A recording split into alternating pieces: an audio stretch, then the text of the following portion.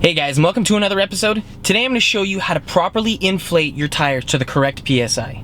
So today I'm in my mom's 2009 Nissan Altima, and she's got a little light on her dash, and she doesn't exactly know what it means. She was like, okay, this light's flashing at me and it's on, what does it mean? She was referring to that little light right up there. I'm not talking about that seatbelt light. When I put my seatbelt on, that light's gone. I'm talking about the other one right there. Now that little indicator right there is letting you know that your tires are low, and that means you have to put some air back in your tires. Now, how do you find out how much air you put in your tires? Most people will say put in 30, 32, 35. What do you put in? Well, today I'm going to show you what the actual pressure reading should be. So if you're working with a regular stock car with OEM wheels just like this, the tire pressure sensor inside the tire is going to let you know that you've got to have a certain PSI reading before the computer trips it. Now that little light that you saw on the dash, it's only going to come on when you have too little air inside one of your tires. Now to find out the actual pressure that's needed inside each one of the tires, you're going to find it on one of the stickers in your door. So it could be there, it could be on your driver's side door, it could be on the passenger side, it could even be in your glove box. But on this car, there's a little sticker right here that shows almost all your information regarding tires. So you can see right here that that's the tire size that we've got on the car, 215/60R16. Now the cold tire pressure, so that means that when the tire's cold, when it hasn't been driven for a while, the pressure should be 32 PSI, as it says right there. Now it says the same thing for the front as the rear. They both should be 32 PSI. So just by looking at the car, we can't really tell which one's low and which one's not. It could be one tire that's low, it could be all four that are low. We don't actually know. So that's why I'm going to get a tire pressure gauge, and I'm going to find out which one is running less tire pressure than all the others. Or are they all running low? Because they all should be reading 32 PSI. This little doohickey thing that I have in my hand is a tire pressure reader.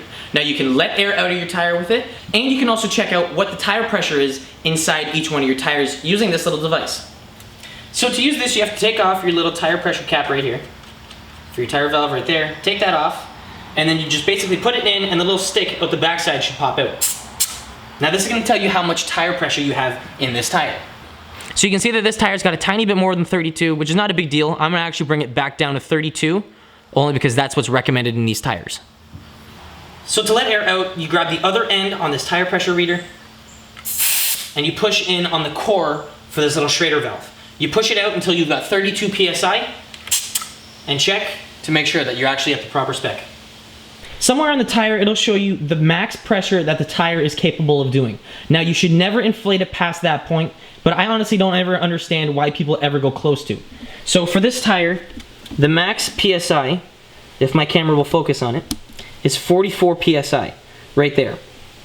This car should only ever be at 32 PSI. It shouldn't be more than that. So going to that 44 should never be an issue. You should never have a problem about your tire popping. Now, I don't know about you guys, but I don't think that that says 32 PSI. It should be somewhere like there. So the back tire is where we were missing all of our air. So to put air inside the tires, what I've got is an air compressor with a hose attached to it, along with a gun that's made to put in air into a Schrader valve, and that's what's on this car. So on here, I've got all my PSI readings and everything, and I can put the proper amount of air inside this tire. So it was at 21 or 22 or something like that. I'm gonna hook this up and put air into this until I'm reading 32 PSI. So with that on the tire, and my gun right here, I'm gonna put in 32 PSI.